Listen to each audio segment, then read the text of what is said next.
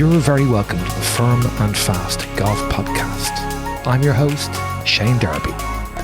In this episode, I'm very pleased to welcome Mike Clayton back to the pod, where we catch up on what he's been up to recently from a golfing, course design and caddying perspective. We delve into a number of topics, including the upcoming Australian golf summer, an update on grow-in and likely opening date at Matt Goggins' 7 Mile Beach golf course in Hobart, the relatively underappreciated nature of golf in England, Tom Simpson's course design work in France and Ireland, design and presentation considerations on relatively flat sites, and how good routing adds to enjoyment and variety for all class of golfer. It's always an absolute delight to spend time with Mike, and this occasion was no different.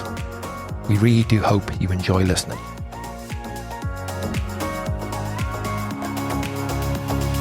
Mike Clayton, you're very welcome once again to the Firm and Fast Golf Podcast. How are you?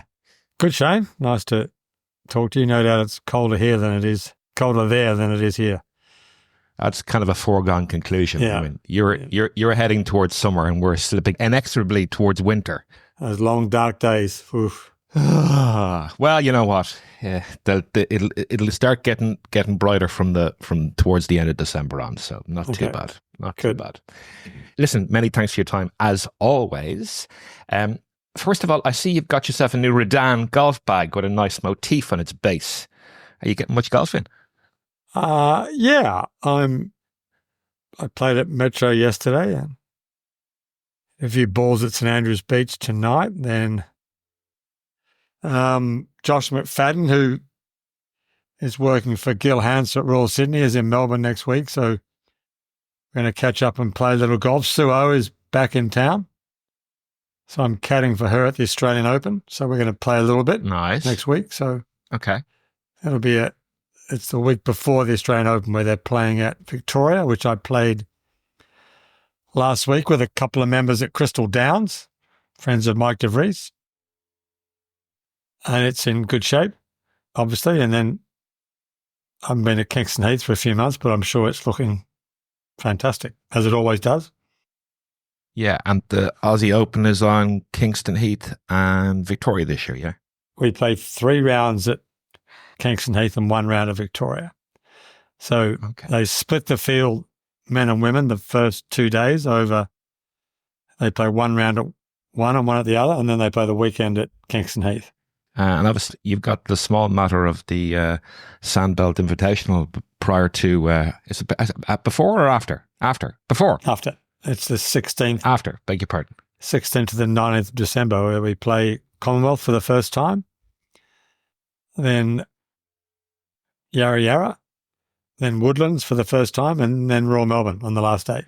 And you're no doubt tournament directing again, yeah? I am sort of putting the field together, yeah. So, any interesting participants? Or unusual participants? Richard Green's playing. That you can share with us? Richard Green and Steve Allen.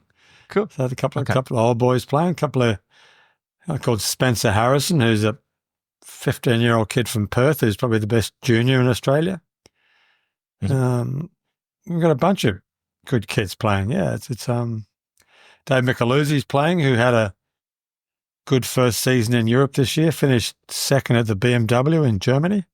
Uh-huh. So we've got, I think we've got more amateurs than pros this year. We've got 33 amateurs and 27 pros.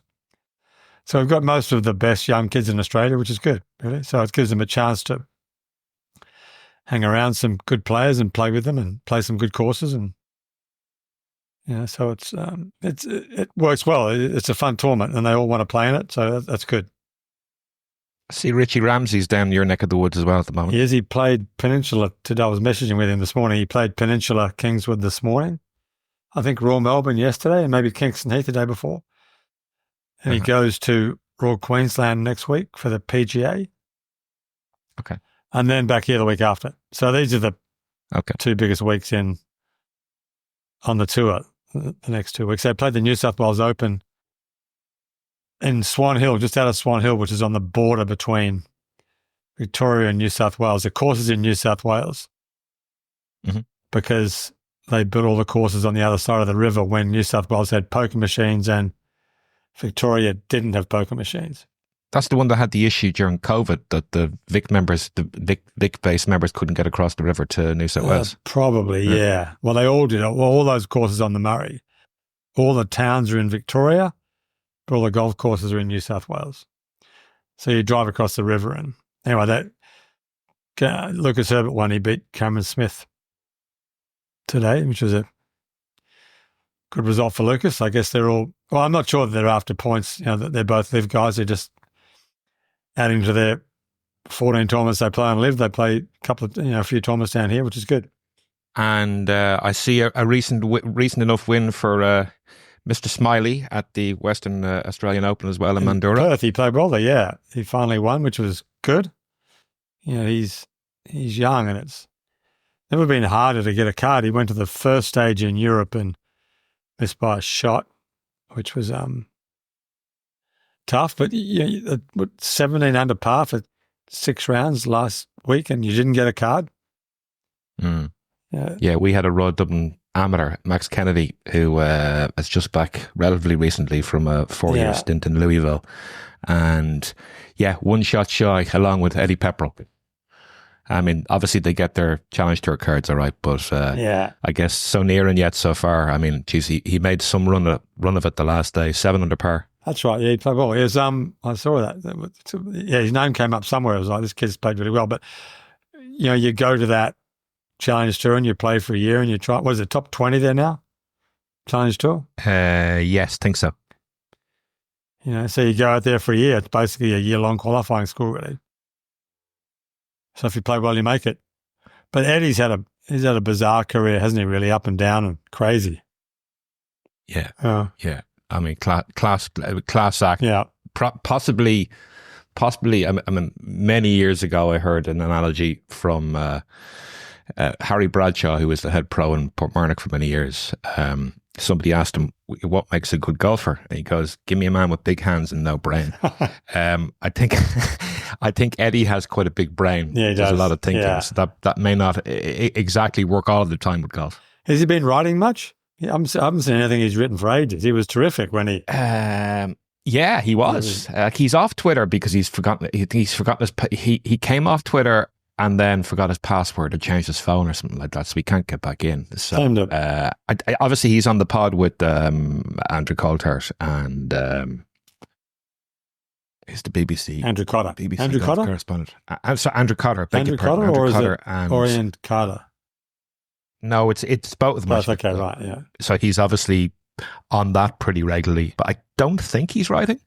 But yeah, big brain, lots of thoughts swimming around in the head. Presumably is he playing in Australia? Do we know the next couple of weeks? Presumably he would.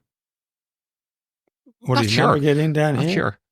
I know he was down there last year on a holiday with his missus and 2 others. But as to whether he's playing or not, he didn't ask for an invite to Sandbelt Invitational. No, but he can still play if he wants. I think he played at Royal Queensland, and the Open's sort of such all over the place that. If the player you want to see is playing on the other course the first 2 days, then you just don't see them. So he might have. Yeah. But I think he played both the PGA and the Open last year. He's the sort of guy that should get plenty of invites, shouldn't he? If he wants them. You would have thought so. He's that sort of gregarious character. Yeah. He's a sort of. People probably have a soft spot for him. As we're on the programme, I was interested maybe to get your take on some of Tyrrell Hatton's commentary with regard to golf course architecture. Did you pick it up? I did see that. Yeah, I saw. Yeah. But I'm writing an article for a book on Tom Simpson. Not a book on Tom Simpson, but I'm writing an article to go in a golf book. Okay. I'm writing about Tom Simpson. And there was a great quote, if I had my phone with me, I'd get it. But basically saying that the only good player, amateur or professional, he'd ever got any good advice from about golf course architecture was John Lowe. He said otherwise. He said their opinions are best left in the bin, essentially. which was highlighted by an element of truth in highlighted by Robert McIntyre's comment about the blowing up the best hole in the world. Well, that'd be a good idea. Yeah. Well, you know what? Yeah. At least they're good at golf. Let's put it that way. Yeah. Listen, I wanted to just belatedly wish yourself and the lads at CDP a very happy birthday. I understand that you recently celebrated 5 years since the partnership's start. Yeah. Yeah, it's been... Congrats.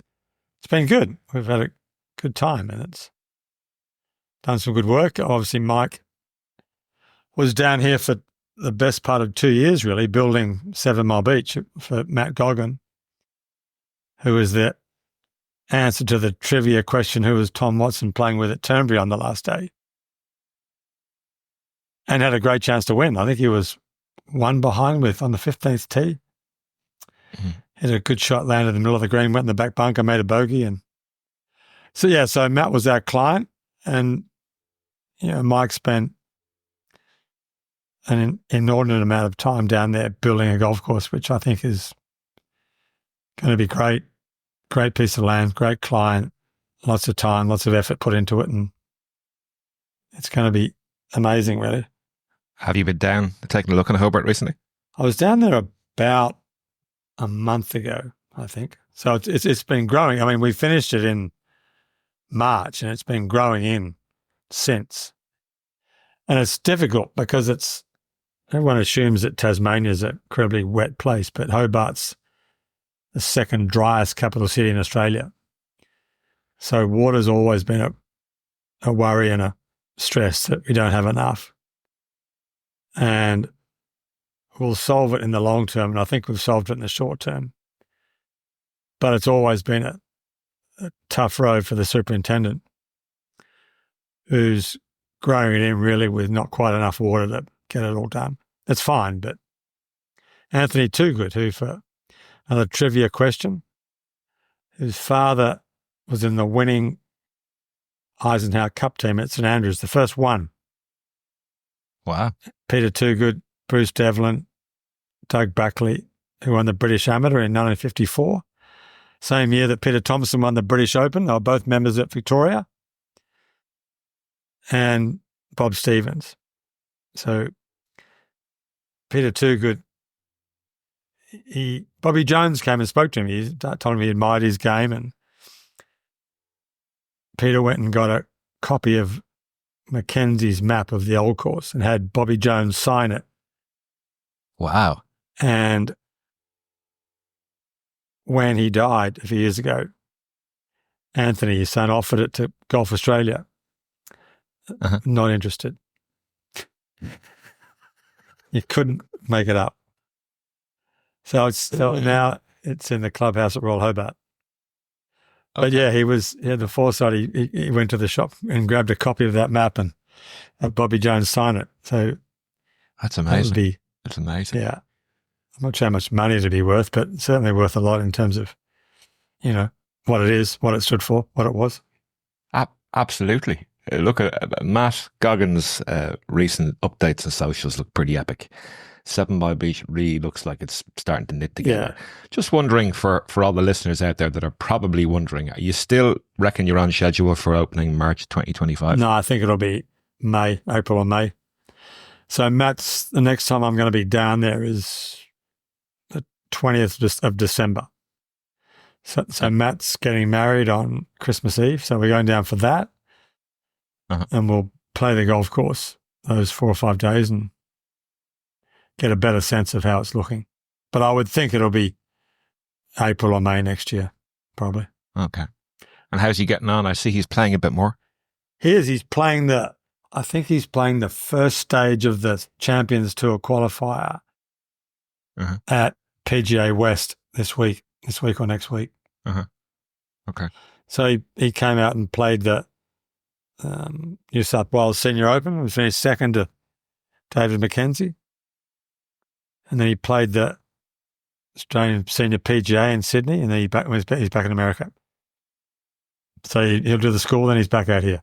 So I hate to think how many trips he's made back and forward the last couple of years. Certainly a lot. And obviously he's got his eyes on the other side of the property now at 5 Mile Beach. How's that? I know he's got approval for planning approval for that, hasn't he? Yeah. So Well, we need to get the water sorted out before that really starts. But, King Collins are doing that, which is good. And it's a much different piece of land than the one we had. It's much flatter. It's flatter, but not flat at all. Sandy, obviously, in the pine trees. So the pine trees will pretty much all go, I assume, because they're essentially weeds. And it'll be a much different golf course. And I think, it should be terrific. It's a great piece of land. So there's no reason why. The key, I think, to Barnbougle's success is if you had 10 rounds to play at Barnbougle, Dunes and Lost Farm, you would play 5 on each. Uh-huh. If you went to Royal Melbourne, clearly as good as the East course is, certainly a top 5 or 6 course in Australia, you would play the West 7 times and the East course 3 times. Yeah. So the trick will be to, try and come out with a pretty even split at 7 Mile Beach. So there's not one course that's particularly preferred over the other one. Yeah, well, I can't wait to get down there at some point. It won't be next year, but possibly the year after, fingers crossed. Listen, since we last convened, you've been pretty busy by the looks of it from a design perspective. What can you tell us about what you've been up to at Royal Perth, Kew, Wembley and Yarra Yarra, to name just a few? Royal Perth, we built 5 greens. Lukas, Michel built them. So he went from sort of wanting to be a pro and playing the US Masters and the US Open. And he played the November Masters that one after he won the mid-amateur. But I think wisely kind of thought that let's go and work in the design business, because honestly, unless you're a superstar, trying to be a pro golfer now it's never been more difficult to break through and make a living at them. There's more money than ever and there's more players than ever, and it's never been harder. So Lukas is building stuff for us now. He spent a bit of time with Gil Hans a few years ago in Florida, and he spent a bunch of time with Mike DeVries in America and at 7 Mile Beach. So he's a terrific talent at that. So he built 5 greens for us in Perth. And we're going to do 9 next year. So we'll break the back of rebuilding all their greens next year. That's a 78-acre site or Tiny, something like that, isn't it? 78 acres. But it's flat and it's all sand. So it's all usable. Okay. Which is good, but it's incredibly tight. It would be, if you were starting again, you would have built a big sprawling 12-hole golf course. And, of course, no one wants to do that, but that would have been the ideal. You could have stretched it out and widened it out and had a fabulous 12-hole course. But, of course, putting 18 holes in, they necessarily had to jam them pretty close together. So boundary issues and proximity issues. Well, it's not so much. No, it's not boundary so much. It's more internal. It's more kind of the safety from inside. The balls kind of ping around the place a bit. So that's okay. Royal Perth, Wembley's we haven't done anything there yet, but it's the busiest course in Australia. There's two courses, 190,000 rounds a year, and it's the busiest driving range in the world. Wow. Bar a 24/7 in Tokyo. Mm-hmm. So I think it does something like 28 or 30 million balls a year, some crazy number of balls. The old course is pretty decent. It needs work, but it's, the 18th hole is a shocker, and there's some pretty rudimentary greens out there, but it's like all the golf land in Perth, the land is much better than the architecture. And the other course is not great at all. It's a newer course. So we're going to break it up into a 12-hole short course, a 12-hole par 3 course, and a 12-hole pitch and putt course. Cool. Funny, writing about Tom Simpson, I was reading his book. Uh-huh.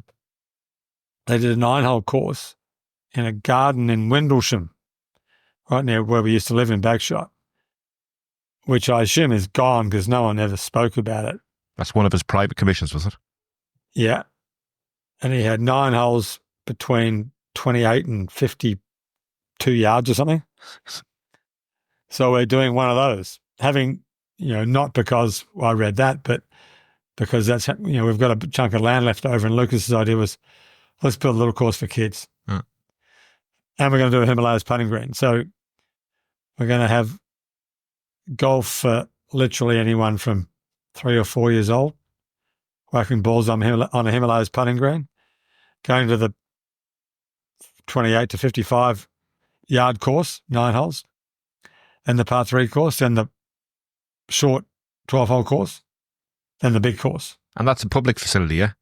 It's public, yeah. So I think it's going to kill it. I think it'll kind of show what's possible and how much variety you can build into the game, and how you can, you can get kids into the game young. And the beauty of a Himalayas putting green is for kids, there's no pressure to get the ball in the air, and no one knows where you're aiming, and you get to watch the ball tumbling across these crazy hills. Yeah. So for little kids, I hate mini golf. I just think it's, but I understand it's popular and it makes money. But Himalayas putting green is, it's mini golf for grown-ups. Uh-huh.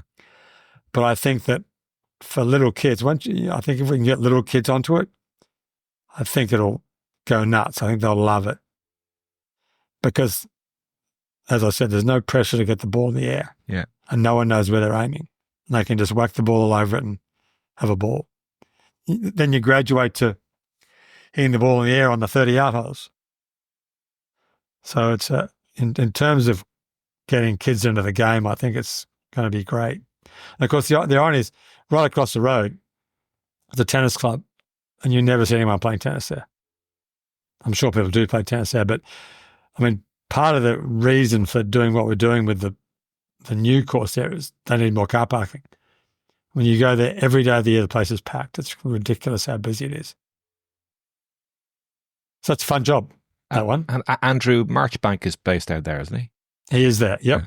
Yeah. Yep. So it's a big pro shop. There's a big restaurant there that, it's an incredible golf business. And the local council who own it, make great money on it.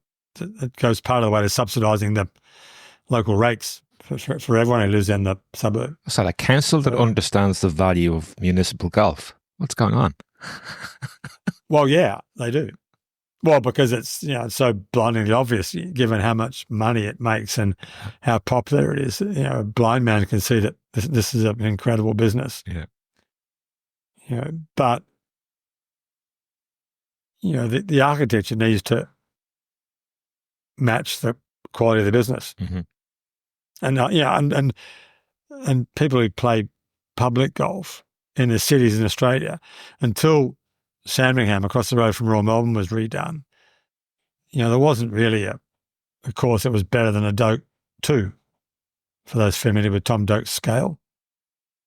And Sandringham's rebuilt all the greens, par 65 or 6, but looked after by Royal Melbourne. Greens is the same construction as Royal Melbourne, the same grass, so hard and bouncy and great fun, and took public golfers seriously.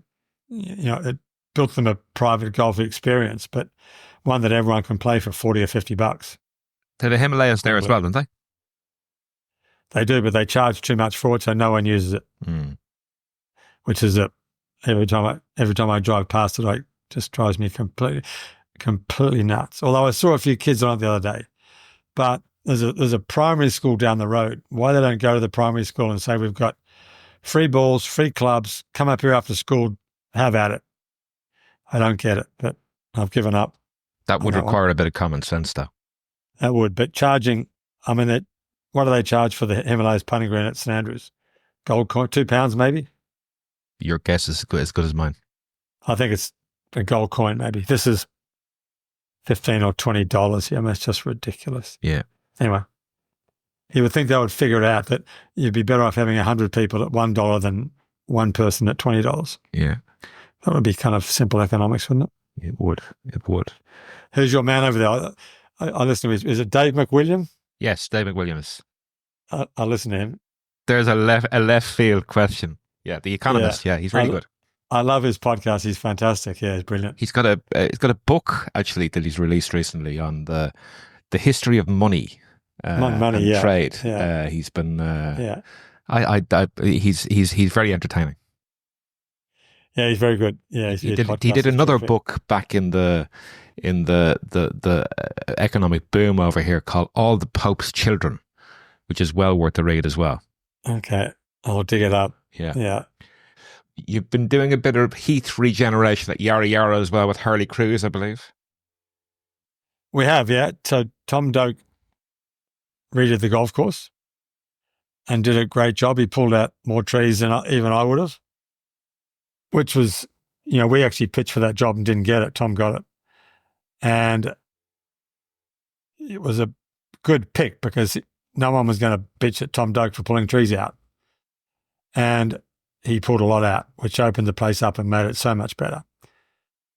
And then we're doing the vegetation, redoing it. So the boundary planting is terrible, really. It's been not managed forever. And now it's just gotten older and crappy. And, really they need to go and replant all the boundaries. So we started on the 14th hole, which is the boundary down Warrigal Road, which is in the southern half of the city. It's the main north-south access road. So we've pulled out a bunch of trees and replanted the left side of that 14th hole. And so it's going to be good. We've planted a lot of wallaby grass, which is a kind of wispy Australian grass that burns off in the summer in front of the left of the 17th green, between there and the 16th tee, and behind the 15th green and in front of the 13th and 16th tee. So it looks great. It's going to get back to a fabulous course it was until really, as happened with all the Sandbelt clubs except for Royal Melbourne, they're also badly managed after the Second War. They filled bunkers in, they planted trees, they dug up some great holes. My club lost 8 holes to a school. They all made, apart from Royal Melbourne, they all made bad decisions over time. And really the last 25 to 30 years has been about restoring them and getting them back to where they were before the Second War, really, just after they were built. But, there's a great essay to be written on the speaking of Tom Simpson and his disdain for committees at times, the really harebrained decisions committees made on the Sandbelt over the years. Don't think the Sandbelt committees have exclusivity over No, they don't. that interpretation. No, but the last 30 years, well, beginning with Kingston Heath, they started it in, Graham Grant was a young superintendent in Melbourne who went there in 1981 or 2. And he really started the movement, the pulling trees out and restoring bunkers. And John Sloan, Bruce Grant and I went to Victoria. We got the job at Victoria in our first job, 1995, and went down exactly the same road, pulling trees out, putting bunkers back that filled in. And, that's pretty much been the modus operandi for every Sandbelt club in the last 20 years, really. So Doak just finished Commonwealth with Brian Schlornick and Yarra Yarra. Metro are in the middle of redoing the greens on the back 9 right now. OCM are completely blowing up Huntingdale and rebuilding it, which is a good thing because Huntingdale made some terrible decisions in the 90s with the golf course. They really made some bad choices there. So that'll be a much improved golf course when it opens in a year from now.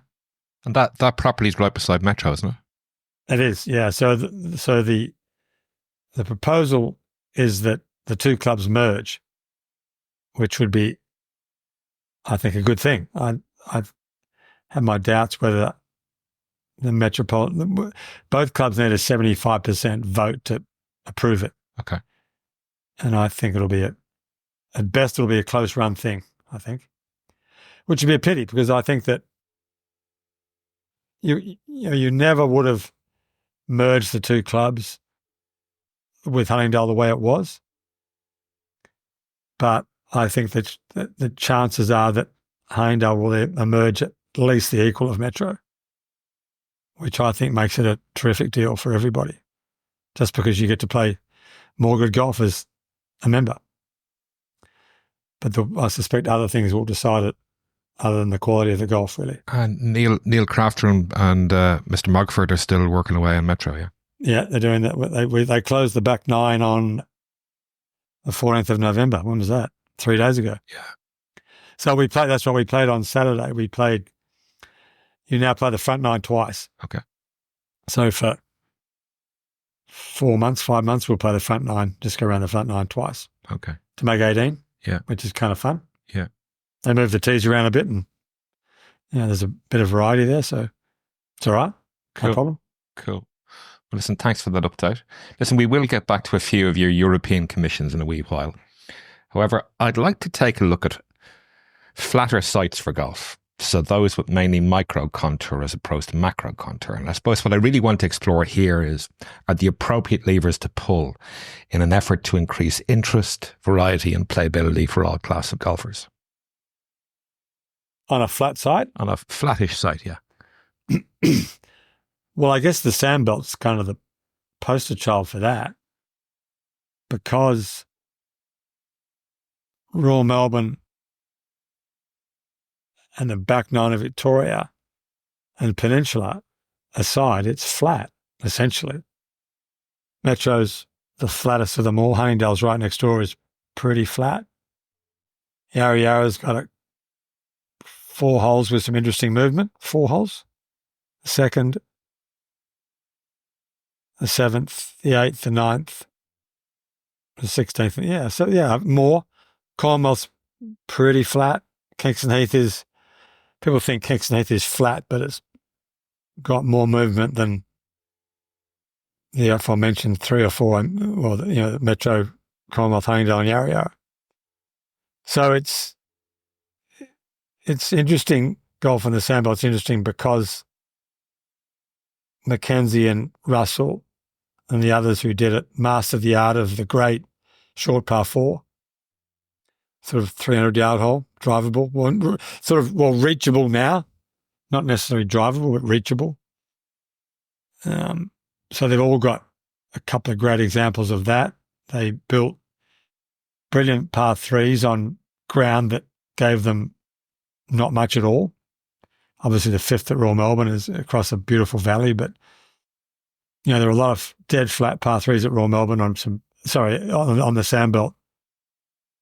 The 11th at Yarra Yarra, the 9th at Commonwealth, probably the best 2 examples of great par 3s on flat ground and tightly bunkered. So they were essentially short and mid-length holes.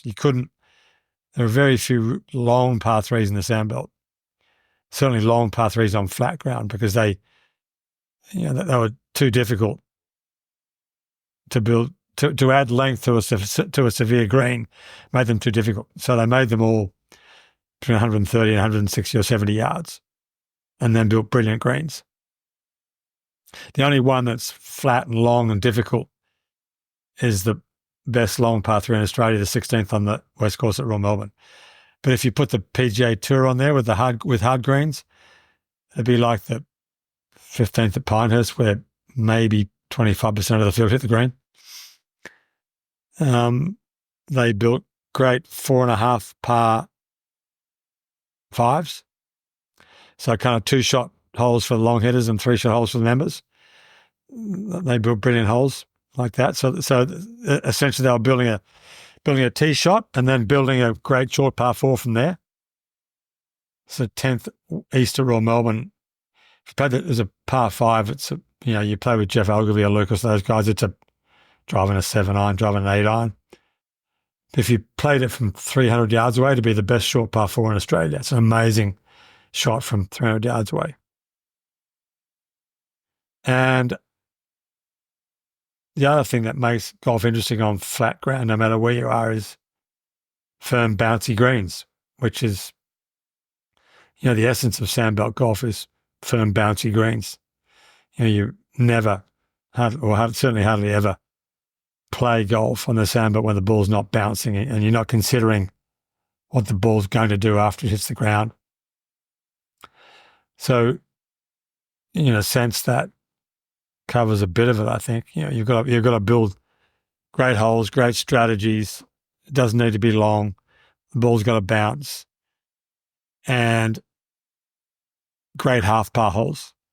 As I'm going back to the beginning, the essence of the Sandbelt is some of the most memorable holes are the 3.5 par holes and the 4.5 par holes, right on the edge of par, where certainly with the par fours, the only way to make a bogey is to try and make a birdie. If you are happy to take a four, they give you a four. You can bump it down the fairway with a 4 or 5 on and hit a competent wedge onto the green. You can 2-putt all day for a par.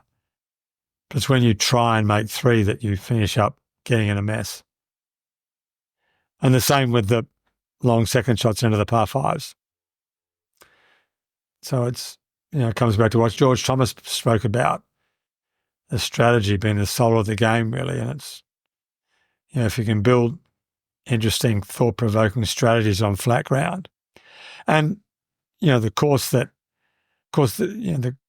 greatness of Royal Melbourne. And there was no good golf in Melbourne before Alister McKenzie got here. And there wasn't a whole lot built after he left. Certainly, if you took Alec Russell and his work at Karrinyup and Yarra Yarra out of the equation, who was Mackenzie's partner in Australia, there was not a lot of good golf built for a long time after Mackenzie left. And of course, the connection is that he understood the old course and why that was great, and why the 12th hole's probably the best of them, why those short par fours work so well. So, he dragged what he learned at St Andrews and carted it all over the world, really, because he understood the essence of what made that course great and what questions it asked. And he just moved them around. He built the 13th Augusta with what a question that hole asked. It's incredible how brilliant that hole is. But it's not that different a question from the road hole. The better the drive, the better the line into the flag, and you've got to hit a great shot. And if you pull it off, it's exhilarating. If you screw it up, you're going to make a big number. And have there been 2 better holes over the decades that have done a better job of deciding championships than the 13th at Augusta and the 17th on the old course? And of course, the shot of the year this year was, I think, unquestionably Lydia Ko's 3-wood on the 17th hole at St Andrews. Just an incredible shot. So, that's why they're great holes. They draw great shots out of great players. Sevy's shot in there in 84 and Tom Watson's error. The 2-iron over the green and Sevy's great 6-iron from the rough. And, there's been any number of great moments on those holes because they're great holes. And Mackenzie brought that to Australia and built those same decisions at Royal Melbourne. And,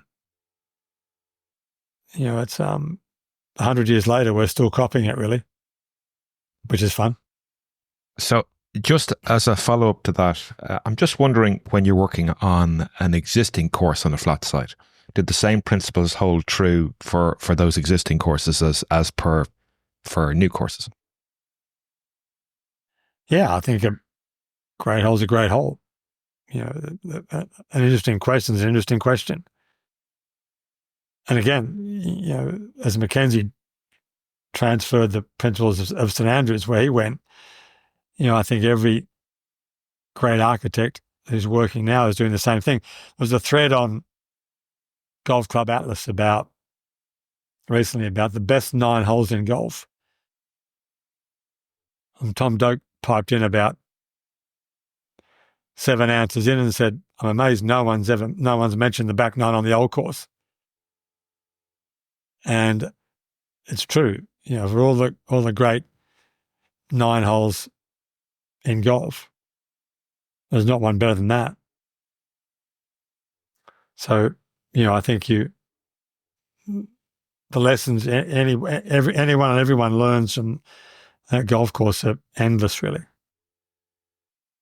Even to the last hole with no bunkers, nothing really. Just a hollow in the front of the green and an out-of-bounds fence and sloping green and the pressure. It's an easy hole, but we've seen people mess it up. I'm going to drag you away from Scottish golf for a second. I just want to take a look at... I've been very fortunate over the last 18 months or so to get 3 golf trips into England. Yeah. And it really, I guess, among the wider golfing public, it really does seem to fly, relatively speaking, under the radar when compared to Ireland and Scotland. It's incredible, yep. Visited the likes of Cleeve Hill, hello Simon, Royal Sankport, Hoylake with your colleague Joe, Worcestershire with Di Thomas, the Addington, Jesus, I walked this last year with Ryan, played it this year. That is just an extraordinary sight. Yeah, Addington's amazing. Yeah, it's incredible. Rye, Walton Heath, North Foreland, Royal St George's, Royal Liverpool, Woking, West Byfleet, New Zealand, and course walks at Wallasey, Sunningdale New and St George's Hill. Yeah. I mean, Mike, most inbound visitors from the US and Australia, and indeed outbound visitors from Ireland and whatever else, they tend to bypass England for whatever reason. They tend to visit, I guess the inbounds anyway, tend to visit Ireland and Scotland instead of England. Yeah. What do you think they miss by not including Blighty as part of their itinerary? In fact, we were talking about this the other day, and there was a suggestion that the Irish and the Scottish courses were more welcoming. I don't know if that's true or not, but I think if you miss England, you miss. Is it the best golf in the world? It's certainly the best golf in the world in a small space. There's better golf. There are more and better, not better golf courses. There are more fantastic golf courses in America, but they're spread out. But in England, you can drive them you can drive from the bottom southwest corner of England to the top northeast corner in 7 hours, or whatever it is. And the variety and the quality is unmatched. In a small space, it's incredible. I mean, I love playing golf in England. And the stupidity of me and my contemporaries, certainly Australians, when we played the European Tour, we played too many weeks, so we didn't have enough weeks off, but we never really sought out to play all of the best courses. We played a lot of them. Not even a lot of them. We never went to West Sussex or Rye. Maybe I played Woking once when I was on the European Tour. I was there for 15 years. So we never spent enough time seeking out the best of English golf, and it's not limitless, but there are untold number of brilliant golf courses. I went to, is it Knoll Park? Knoll Park? Knoll. Billy Longmuir took me there. I mean, this place is really good in Kent. Yeah. Like, why haven't I heard of this place? Well, I'd heard of it because I think Jamie Spence was from there, maybe. But I walked around there with Billy Longmuir and I thought, this place is brilliant. If this was in Australia, it wouldn't be in the top 20, but it'd be in the top 40 or 50. And, there are so many brilliant places to play. New Zealanders, and so many, we're working at Greenacres and Kew. Greenacres especially is a good model. Short course, 6,400 yards. I played there a lot when I was a kid. So my dad was a member there. It's on the river north of Melbourne. Well, on the north side of the city. And Rand Morris, at the head of the top 100 panel in the world in the Golf Club Atlas site, had a great quote about, it's a pity America doesn't focus more on 6,000-yard courses where you use every club in the bag and shake hands on the 18th green in 3 hours. And it's such a great quote. And that sums up West Sussex, and Woking's a little longer. New Zealand. That reminds me of Swinley Forest. That reminds me of the cartoon. I think it's either in the men's dressing room in New Zealand or in Woking. It's a new member talking to an established member, asking what the course record is, and he pipes up 2 hours 37 minutes. Perfect. Yep. Yeah. And it's, in an age where the ball goes ridiculous distances and everyone's chasing length to stay relevant for, 5% of the players maybe. I mean, I've spent a lot of time walking around golf courses, for years, but you walk around and watch people play and you count how few greens the average foursome hits in a round of golf. And it drives home the importance of what Rand's talking about, 6,000, 14 and 3, 6,000 yards, 14 clubs in 3 hours. It's such a brilliant quote, and where the game, clubs shouldn't be obsessed with adding more and more yards for people who are rarely, if ever, going to play there. And for most people who play golf, it's a perfect yardage. It's a perfect number. And you can make, go and look at West Sussex in New Zealand, you can make plenty of golf in 6,000 yards. You can build long par threes and 4.5 par fives and some tough par fours and, but make a course that's super manageable for everyone. And it's not a route march that takes 5 hours to play. But I saw Todd Sinnott, Metro member, played the European Tour School last week. It was like, you can't believe how slow it is. 5.5 hours was routine. And it's just, the game will grind to a halt one day. And it's, It's the prevalence of aim point, I'm afraid, amongst other things. It doesn't help. No. It doesn't help. No. It doesn't help. I mean, it's funny, you mentioned the quantity or the density, if you like, of golf over in England. I did take a quick look in preparation for today. The last figure I could find is 1,888 golf courses in England. Wow. Yeah. So which in a European sense beats, I think, the next biggest number of golf courses is about 1,000 lower from a country perspective. It's incredible. And that doesn't include either England, it doesn't include Wales or Scotland. Wow, it's amazing. Yeah. Yeah. So there must be some bad ones there. Oh, I'm not saying they're all like Royal Sankport or Cleve Hill, but yeah, I'm sure there are lots of bad ones. But Royal Wellington, I mean, that's a brilliant place. 9 holes. I mean, someone said that's the only golf course you can play the rest of your life. That'll be fine with me. Yeah. Yeah, what a brilliant course that is. Amazing. And of course, you caddied last year at Royal Sankport, didn't you, for Elvis? For Elvis in the Open qualifier, which he missed. Yeah. What a place. Yeah, it was. Yeah, but he made it this year. He made the qualifier this year at. I think he went back there this year and made it. Yeah, he went back there and made it. He learned a valuable lesson, I believe, in terms of wet rough. He did. That was a classic. What a story. God. He hit it in the rough. Left-hander. He hit it in the rough early on. Long wet rough. And the ball took a swipe at it and the ball came out, just went, I get mixed up left and right hand, straight to the right, straight across his body, straight to the right. Then he did it again.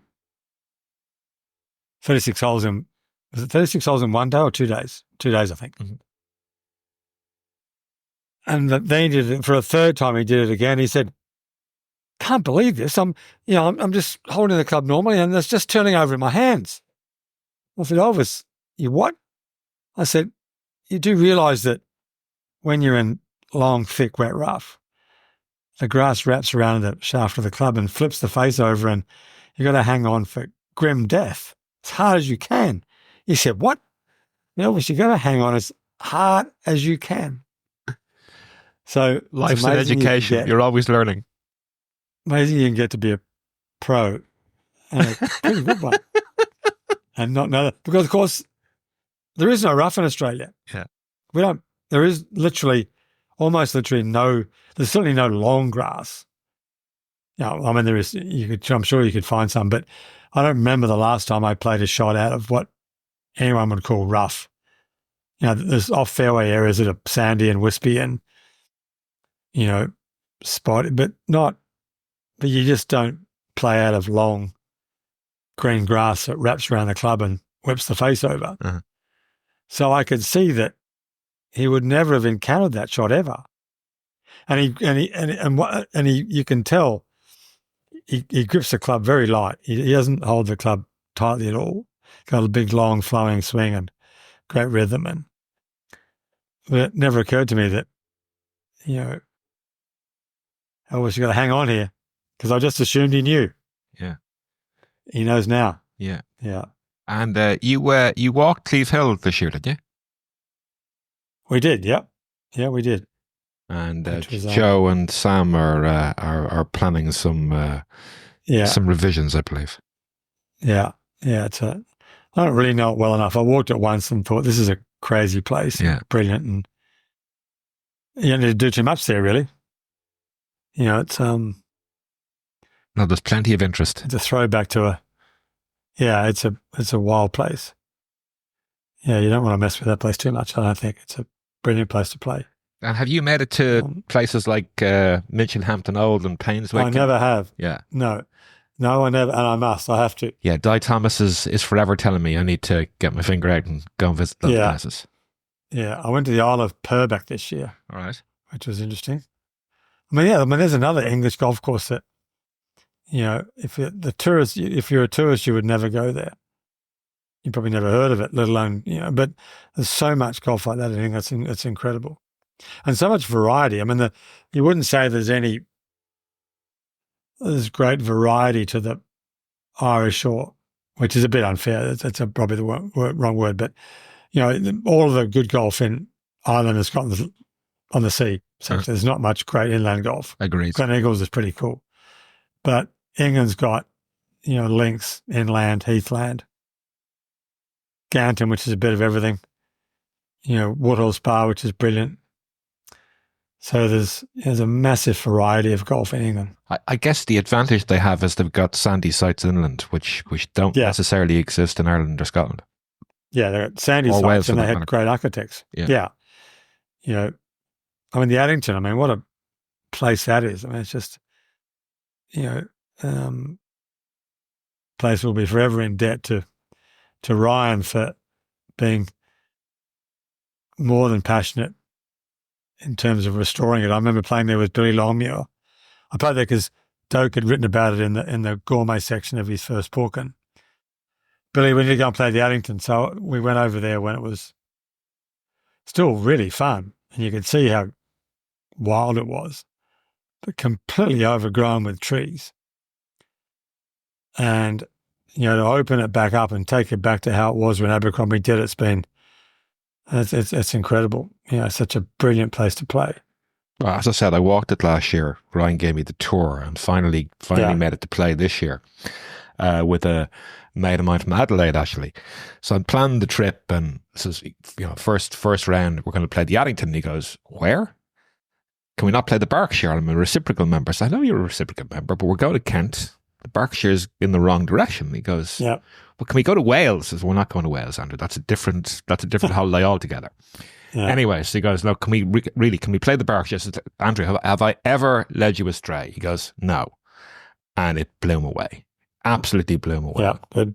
It was bouncy and fast and just so much fun. And those views over downtown London, the Shard and Wembley Stadium and Greenwich, they're just, you're what, 8-9 miles as the crow flies to the river. It's just it's just wild. It's a bitch of a place to get to, but it is. It's close to London. Yeah. He was coming from Purley, I think, and literally it's maybe 5-6 miles, and they were an hour and 15 minutes. I was going to say, it's a bitch to get to, but it's once Ryan does the clubhouse up behind the 16th green there, which I think was the original plan. Well, I don't think. The original plan was put the clubhouse up there. Yeah. Start on the 5th and finish on the 4th. Yeah. So we added the extra par 3 after the 9th. Purdue, that 10A. So Mike was over there and built that, which is a perilous, bunkerless par 3. Yeah. That's a wild green. Yeah. And then I think the 10th is probably a better hole as a par 5 than it is as a par 4. So when you play the extra hole, we added the back tee in there for the 10th hole to play 10 which is normally a short par 4, obviously, to play that as a par 5. So that worked out pretty well. So I think when the clubhouse gets done, the question will be, what do you do with the first hole? Because obviously it'll take a driveway up to the left of the first hole to get to the clubhouse. So I guess Ryan's question is, does the first hole survive? Yeah. Do you play what's now 18, and then do we build a tee left of where it is now at the second hole? So you play 18, then finish on 2, 3, and 4. Yeah. And you kind of leave the first hole in as a 19th hole maybe, or just as as a putting green. So that's going to be the decision when the clubhouse gets built. And Frank was down redoing bunkers on 9, 10, 11, sort of August, September. Yeah. So I've only seen pictures which look pretty good. We put that horseshoe bunker back at the back of the 11th hole, which has been overgrown by gorse, and so we ripped the gorse out and put the bunker back in the back, and it'll be a good hole, I think. Yeah. Good little hole, nice. Yeah. And I think Ryan's taken I haven't seen it, but I think Ryan's taken a bunch of heather out of the 12th hole, the crazy 12th. The blind tee shot down the hill, and you might be perfect or you might lose your ball. Yeah. And within 3 yards. Yeah. Look, you were over in these parts last summer, and it was a pleasure and a privilege to join you for a course walk at Royal Dublin. I'm just wondering, when you're doing your course walks and that sort of stuff, and when you visit a site, maybe for the second or third time, and you're doing laps, what are you looking for when you're on site? What's in your head? What are you trying to? I suppose drawing it back to that. I guess, are you looking at, how can we make the questions more interesting? Is it all aesthetic? Is it all shot values? What's going on in your head? I mean, you obviously have an encyclopedia of holes you've seen through the years. Yeah. And just actually out of interest, how many golf courses do you reckon you've seen? Just in terms of your what's in the quiver, if you like, in terms of numbers. The things you wished you'd written down that you didn't. I have no idea. I don't know if it'd be more than 1,000 or less. It's quite a palette, though. 50 a year. If you saw 50 golf courses a year for 50 years, yeah, it's a lot, isn't it? It is. Yeah. And I would easily see 50 golf courses a year, at least, I would think now. But having said that, now, which is, of course, that's silly, new courses, how many courses do I see for the first time? I would see probably 20 or 30 courses a year now, I think, for the first time, probably. And, of course, the more you see, the more you're not seeing them for the first time. But, yeah, I've seen a lot.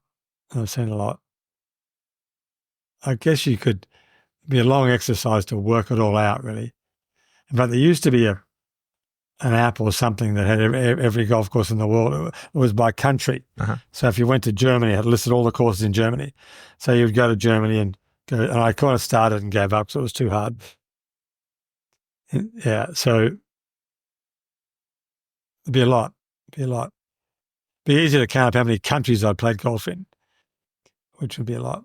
And you think you've seen a lot of the world until you actually count up how many countries you've been to and realize it's not even close to how many countries there are. Yeah. You might have been to 50 countries or 60, but how many other 140, 50, whatever, how many countries there are, but a lot of places you don't go to. Yeah. And don't see. sadly. I guess drawing you back to that initial first question, what you're looking at when you visit a site. I was struck by our conversation that day about routing and flow and how that assists the golfer in terms of enjoyment and just progression and just how that tempo, if you like, is important in golf. You might speak to routing and how good routing versus bad routing can augment a golf course, I suppose. Yeah, well, how well the routing takes advantage of the natural features in the ground. How well the ground is incorporated into the holes in the golf, and how interesting it makes the golf. But how and Mike DeVries drummed it into me in Hobart, the importance of the green to tee connections. And in Hobart there are almost no walks from green to tee. Not on one hole. There's not one awkward walk. You're essentially off the green onto the tee inside 20 yards, sometimes less. And Mike's point was, you don't realise how important it is until you play a golf course where the transitions are seamless and short and really easy. So there's the awkward walk back to I'll get the number wrong, the third tee at Royal Dublin? Correct. Or the second tee? Correct. Third tee, yeah. That's the third tee, yeah. Yeah, so, and looking at caddying for Elvis at Royal Singports, the worst part about that now and the old course, so many open courses, the horrible walk back to these championship tees, which the members never use. But to accommodate the ball, there are these 60 and 70 yard walks back to these ridiculous back tees that they all need because the ball goes too far. And it just completely disrupts the flow of the game, and awful. So Royal Dublin's case, going from the second green to the fifth tee makes a lot more sense than going from the second green to the third tee. And then you can come off the 13th green, right? Yeah. And duck across to the original tee on the third hole. Yeah. Playing over the dune there. Yeah. So it's just a much better flow to the golf course. I suppose it feeds into Jeff Shackelford's book, Golf Architects for Normal People. Remembering, would you play every day? And more importantly, the dog walk, is it an enjoyable walk? But I mean, it's funny. I obviously shared that article from 1937 with you last week, which basically suggested exactly what you had suggested to me that day. A dude called John McAllister, who was formerly the head greenkeeper at Portmarnock Golf Club and consulted with Royal Dublin from probably 33 or 34 onwards.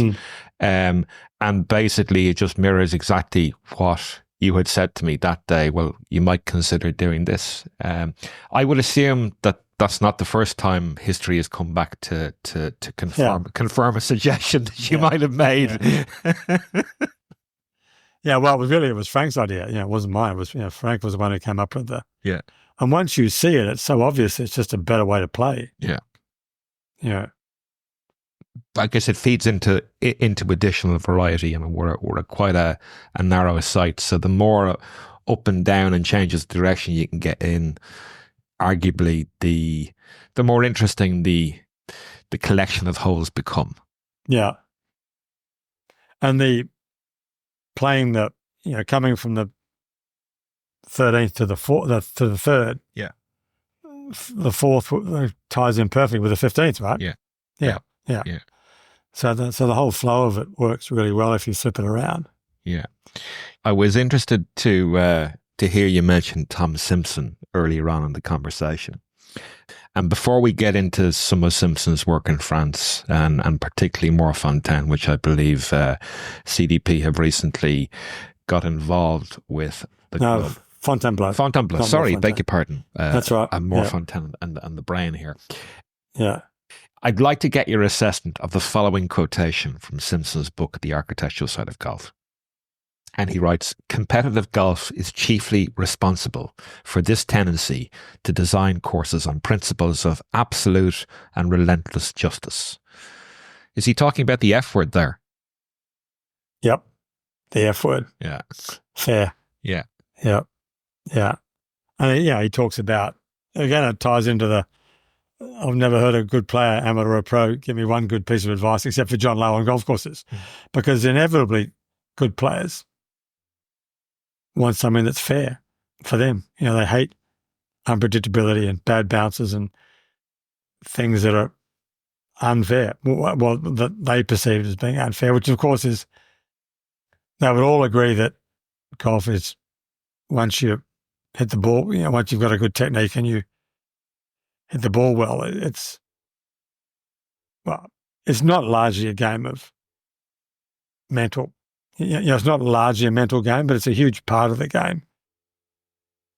But the whole mental test is how you deal with its inherent unfairness.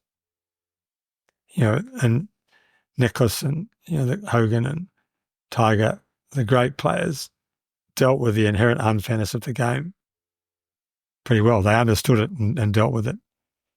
They were also the great players because they had the ball the best. I think there's I played with a bloke the other day who was talking about the Pro Tour. He said, well, of course, it's all with the wedges inside 100 yards, which is the greatest myth in golf ever.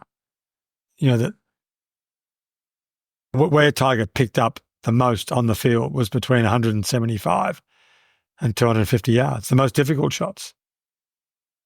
That was why, and Jack was the same, and Snead was the same. All the best players have all been, dominant players from a long way away because they were the hardest shots to play, and they were the best players because they could play the hardest shots, and they could play the hardest shots because they were the best players, which is a bit of a stretch to get away from the unfairness of it. But Simpson and Mackenzie understood that when the most unfair course in the world is St Andrews by a long way, bunkers you can't see, bad bounces. 3 yards between the perfect line of the flag and being on the wrong side of the fence and out of bounds. Crazy ground, unpredictability. Clearly it wasn't predicated on fairness. And but of course, it's an easy argument to win around a committee table. Simpson said, and I quoted Simpson, was, a man gets on a committee and therefore he thinks he has to do something, and that's when the trouble starts. And it's true because if you're on a green committee long enough, inevitably you'll have members in your ear bitching about this or that being unfair. And inevitably they try and make it fair, and they sanitize the game completely. So Simpson understood that. And the importance of Simpson and Hunter and Thomas and Mackenzie, who wrote those great books, was that they were laying out what the game was about, what it should be about, and why it works. And, they became the Bibles of golf, really, the constitution of golf almost. And, no one wrote much after they left until Shackelford and Doak and others starting writing, the best of modern golf. But those 4 books are incredibly important, and this is what the game's about, and it's what Bobby Jones thought of the game, and it's what, it's how it developed, and dealing with its unfairness is incredibly, understanding that it's an unfair game and don't try and make it fair. I mean, it's ludicrous. I want drops out of a divot. Like, give me a break. How could you manage that? How could you possibly manage that rule? It's completely unmanageable. You want to have the game, you want to make it a 7-hour game, give players drops out of divots. You can't imagine. I know you're a huge Morfontaine and Shanti fan. I am, but yep. Before we touch on your CDP's relatively recent commission by Fontainebleau, I'm wondering if you could tell us when Mr. Simpson's work or writings, or both indeed, first appeared in your radar. That's how I started my essay, was that we turned up at Chantilly and played the French Amateur. Then we played a match against the French team at Morfontaine the next day. Then we went to Porthcawl, which has got Simpson's plans up in the locker room. And we had no idea who he was, didn't ask who designed the golf courses, left none the wiser, and only later when I started to get interested in, did I find out who Tom Simpson was. But clearly when you play those courses in Paris, I played Fontainebleau with Billy, and I went down. We played Morfontaine and Fontainebleau. Billy Lorimer and I went and played there 2009 or 10, when I, of course, knew who Simpson was and what he'd done then. But when we first went there, we had no clue, because no one in 1980 was talking about golf course design. No one was writing books about it. There was no internet. There was no golf club atlas. There was no Twitter. There was no confidential guide to golf courses. The best architects in the world were Pete Dye, increasingly famous golf pros. So Jack Nicklaus wasn't a start to go around banging Tom Simpson's drum. So it took almost another generation to discover what they'd written and the courses they'd built and how great they were. When I first played Morfontaine, I understood it was a great course and a beautiful place to play, but I had no knowledge of who designed it, or almost no. I'm trying to think. No interest in who designed it. I didn't ask him who designed this golf course, because whoever went to a golf course in 1980 and asked who designed it. Clubs weren't advertising on their scorecards, designed by Harry Colt or designed by George Thomas or designed by C.B. McDonald. It just wasn't part of what golf clubs did 50 years ago. Now, of course, it's a huge part of their marketing and their DNA was who designed them. And I went to Hardelow this year, which Frank Pont restored brilliantly, I thought. And I'd seen pictures of Hardelow and never played it, never seen it. And I was amazed how good a golf course that was. It was a brilliant course. I mean, certainly as good as Fontainebleau, and maybe not quite Morfontaine, but not many places are quite Morfontaine. In fact, the analogy I drew with Morfontaine was Seve's driving. Seve wasn't the best driver in the world, but he hit the best drives. And Morfontaine's not the best golf course in the world, but it's one of the very best places to go and play golf. And I think there's a bow to be drawn between those two. I mean, Seve he could hit some crooked drives, but, he hit the coolest drives ever. No one hit drives as cool as the drives Seve hit. And Morfontaine's like that. If you had a list of the best 15 or 20 courses in the world, it probably wouldn't be in there.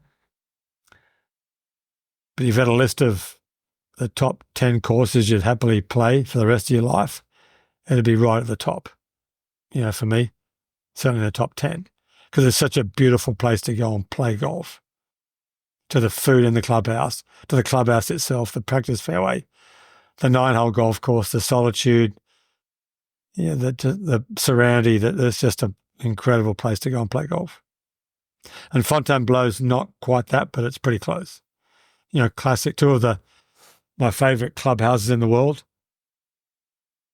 Behind St. Nom-de-Bretèche probably, which is not as good a golf course, but an incredible clubhouse. Why are the French so good at clubhouses? Even Camoujam, which was where we played the Cannes Open, was not a great golf course, but a brilliant clubhouse. Old stone farmhouses that presumably they sold the farm and someone built a golf course on them. But so the French do clubhouses like no one else. But Morfontaine was brilliant. I loved it from the first time I played it. And like Swinley Forest, it's got a reputation as the gates are closed, don't even try and get on there. But when we went back to play the French Opens at Chantilly in the late 80s, 88, 89 and 90, I can't remember how I did it the first time. I just sort of went over to Morfontaine and said, would you mind if I played? Of course, no problem. So every year we would go across and I took Wayne Riley there one year, Chris Moody another year, Frank Nobilo. we would just go and play, and they couldn't have been more hospitable or more welcoming. Brilliant. We would just go once or twice during the week and go and play, and it was fantastic. So whenever I get a chance to go and play, I go and play Montfontaine. And I played Chantilly this year with Mike DeVries and I. Do we play or we walk? I think we played. Certainly walked it. So Chantilly was the first golf course I played on the continent. We played the French Amateur there in 1980. I lost to Tony Gresham, who I caddied for in the final. I played a friend of mine, John Kelly. So I'd beaten Gresham in the final of the Australian Amateur in 1978, and then caddied for John Kelly in the final in 1979 when he won, and then caddied for Gresham when he played John Kelly in the French Amateur final in 1980. So it's a roundabout kind of confluence of circumstance.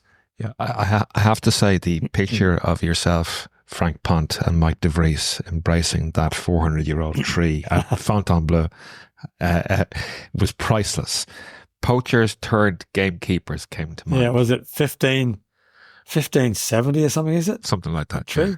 Yeah. There were two of them there. Both, one was 1570, I think, and the other one might have been 1578, whatever it was, doesn't matter. But, seriously old trees. Yeah. And even if you wanted to cut them down to make better golf, you never would have. But they weren't in the way of the golf at all. So they were perfectly placed on the side of, I don't remember, I think the 15th hole, maybe 14 or 15. So Fontainebleau was a Simpson revision from 1912. Is that about right? Yeah, and one of the Hawtreys messed with the front nine routing, which when someone tells you that, it's kind of a little obvious. It's a really awkward transition between the fourth and the fifth, or the fifth and the sixth. I can't remember, but someone's messed with it, and it needs a bit of cleaning up. But it's a beautiful place to play. Great, okay. It's fantastic. It's funny. I have another little treat which I did send through to you in advance. It's I've been very fortunate recently to visit all four of Simpson's courses in Ireland. Ballybunion, Carlow, Kilkenny were all fleeting visits. However, I have lingered a little longer at County Louth with 3 visits logged over the last 12 months or so. Ryan Donaher, who's GM at County Louth, shared Simpson and Gourlay's report from 1937 with me. And I'd like to read an excerpt for you and the listeners. If you adopt our suggestions, your course will be the very front rank and will take a high place amongst the great courses of the world. We refrain from using the words championship course, as it is a term that conveys nothing to us. The sighting of a number of the existing greens is deplorable. In particular, numbers 3, 4, 7, 8, 9, 13, 14, 16 and 18. In other words, all of them. A few yards away to the right or the left, in each case, there are glorious natural sites for greens, which apparently escaped notice. Your number 1 green is ideally sited and is indeed quite perfect, with that deep diagonal strath running away to the left and the double hummock in front and half masking the green. The course in its present form is both obvious and straightforward. Now, in golf course design, the obvious thing is almost invariably the wrong thing, especially as applied to a putting green. When we condemn the obvious, it is necessary to remember that no course is a really great course unless it requires knowing, either on the part of the player or his caddy. At County Louth, almost everything is straightforward. No secret has to be discovered. There is a complete absence of subtlety about the course. In other words, there's no necessity for mental agility on the part of the player. For golf to be enjoyed at its best, there should be at least as much need for mental agility on the part of the player as for physical skill. For a hole to be a good hole, it should possess the qualities of the man who lives by his wits, who sails near the wind in the conduct of his business. Suggestio falsi, not permissible, but in the design of a golf course, suppressio viri is desirable.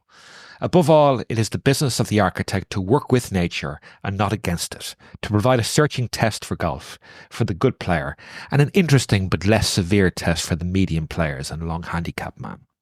It is very certain that no course must ever be laid out for the tiger alone, for it must always be remembered that the medium player and long handicap man are in the majority, and it is they who are the main support of a club. He had some way with words.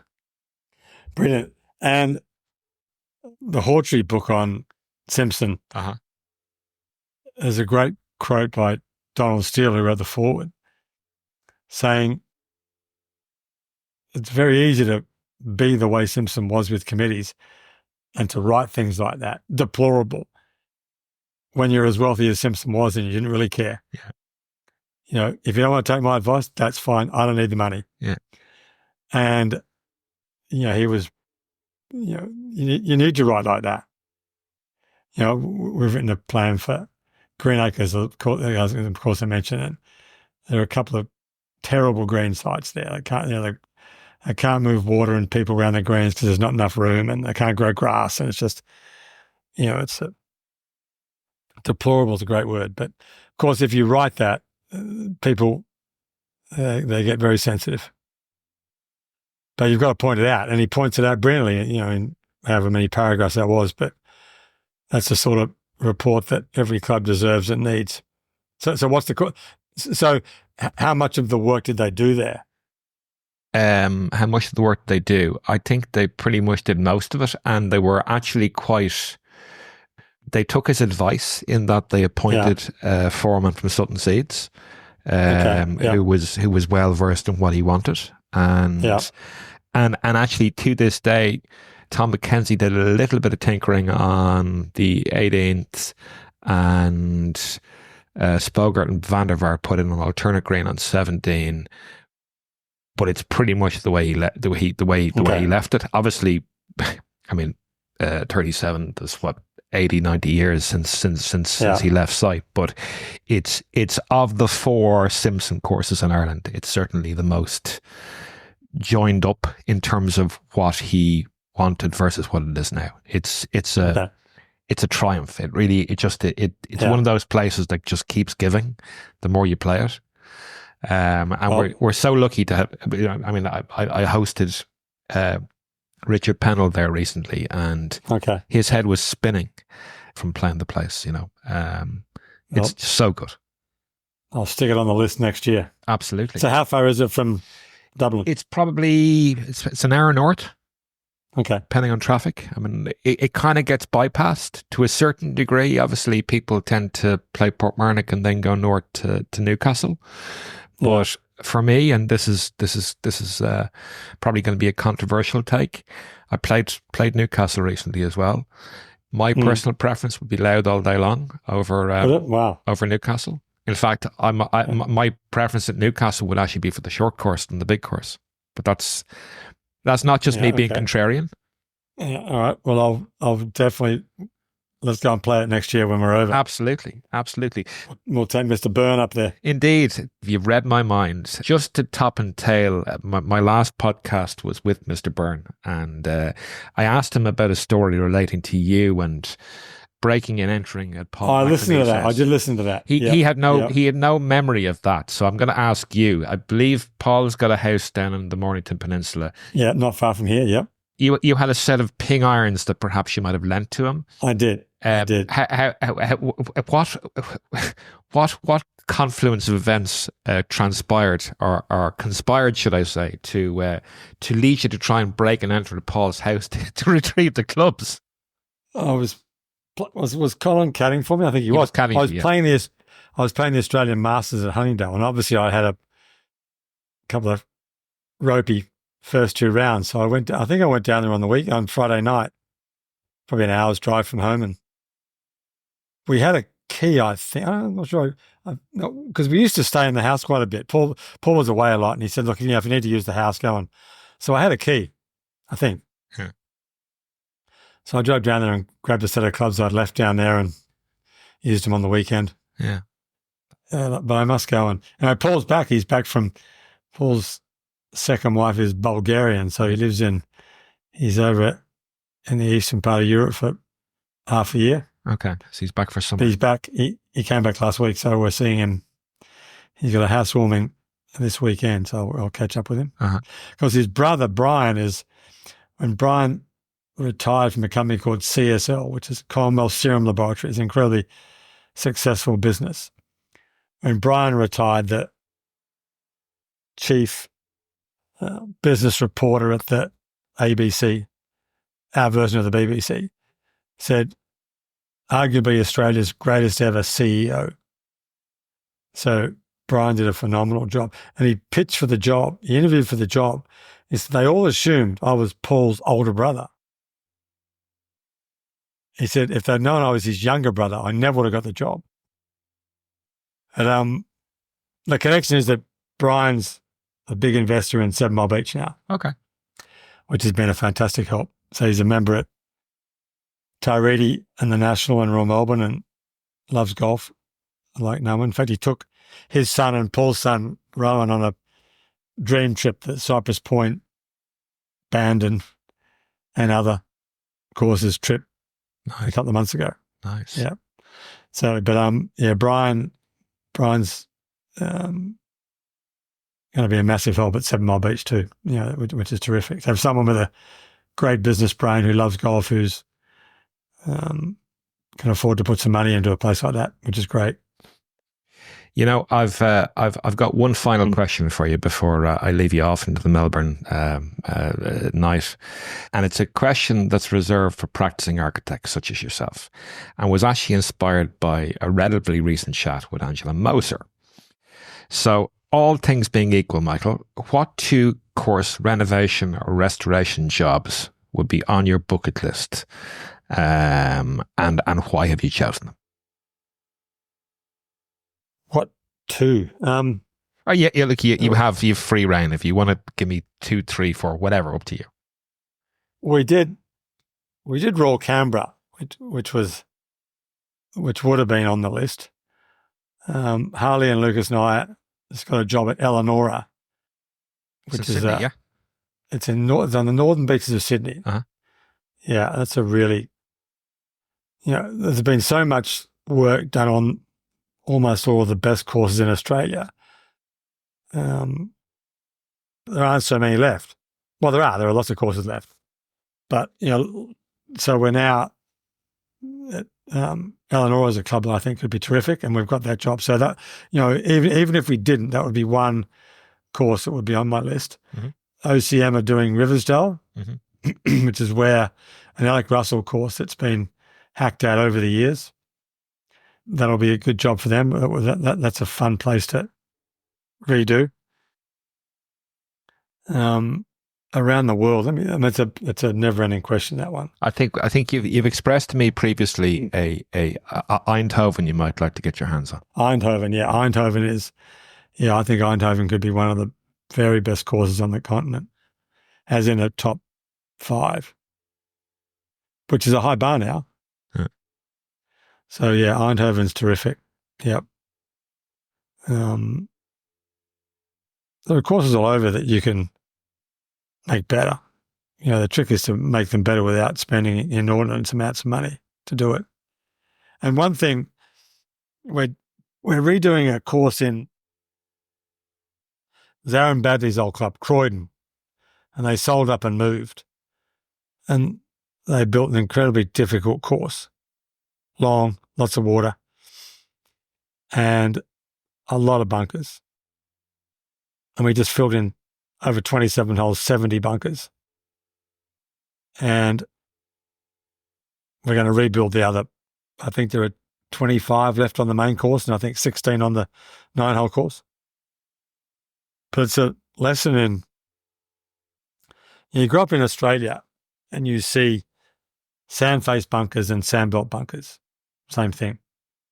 And all the best courses in Australia are all on sand and all heavily bunkered. And so every course in Australia, whether it's on sand or not, has sand face bunkers and is heavily bunkered. And there was a reason Mackenzie went from Royal Melbourne and went to Augusta and built 25 or 30 bunkers, because it was on clay and it was undulating. So the undulations created the interest, not the bunkers and not the strategy so much as, the 10th at Augusta, the 2nd at Augusta, all those crazy undulations. It didn't need bunkers. That's why I only built 25 of them. And I think all of us in Australia, every architect in Australia has fallen into the trap of over bunkering golf courses. And Yearing Meadows is a great chance to go and show what you can do with 25 bunkers. And the game can be just as interesting and just as effective using a lot fewer bunkers. And I think we're going to do the same in Green Acres. Fill bunkers in. And heavy soil clay. And get away too from the sandbelt style bunkers that everyone does. No one ever has built sort of, a style that Raynor used a lot, but, used a lot in America with grass faces. So at Yearing Meadows, we're going to do that, which will be interesting to see how it works out. So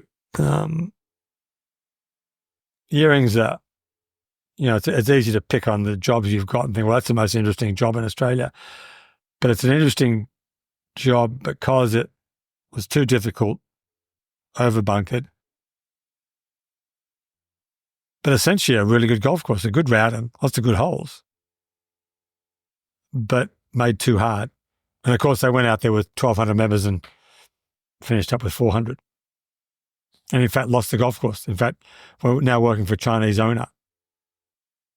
So it was a classic case of what not to do when you get a bucket load of money and a chance to build a new golf course. It was the course I was a member at, Easton, not far from Green Acres on the north side of the city, sold up for $100 million and built a golf course right over the road from Yearing Meadows. And, they're both interesting lessons on, how to best manage a bucket load of money and the chance to build a new golf course. And it's easy to make mistakes, put it that way. So at Yearing Meadows, we're going in the road of making the game, as Simpson would, as he wrote, his disdain for championship course.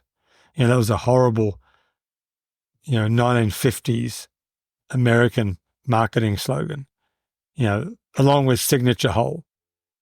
Royal Melbourne doesn't have a signature hole. Morfontaine doesn't have a signature hole. What's it was their marketing slogans invented in America by marketing men to sell golf.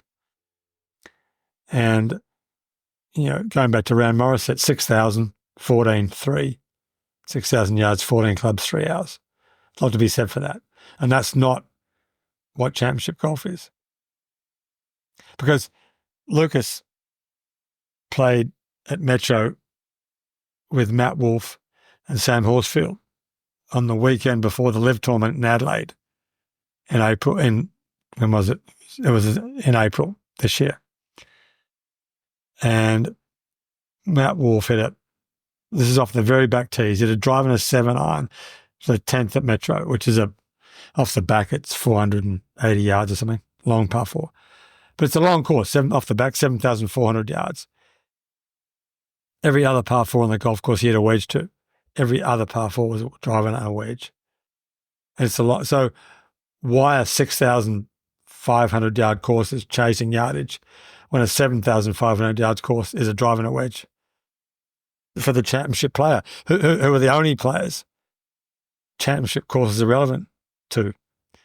And the vast majority of those 1,800 courses in England and 500 courses in Australia have no relevance to championship golfers and championship play and that crazy chase for length and 6,014 3. It's a great way to think about golf.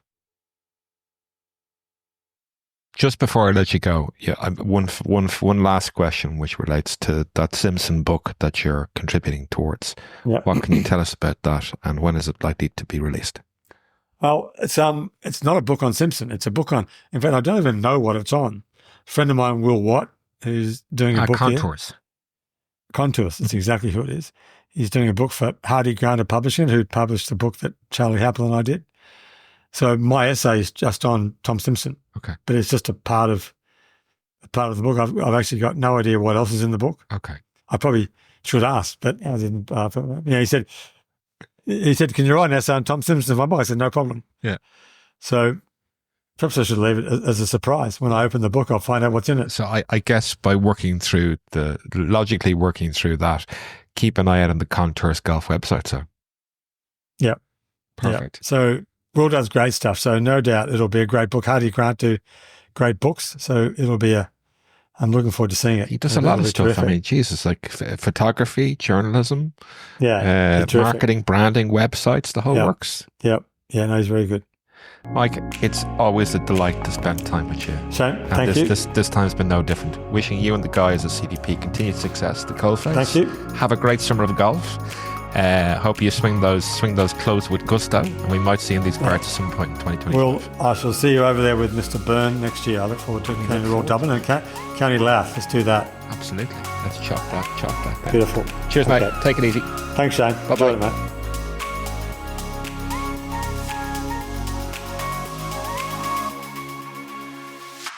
Many thanks for tuning in. We really do hope you enjoyed the show. If you don't yet follow us on Twitter, X, Instagram, or indeed our Substack account, you can do so at Firm and Fast Golf on X, at Firm and Fast Golf Podcast on Instagram, and at the Firm and Fast Golf Podcast occasional newsletter on Substack. Finally, if you're so inclined, you could leave us a star rating or even a review on your podcast platform of choice. It really would be appreciated. Until the next time, happy golfing.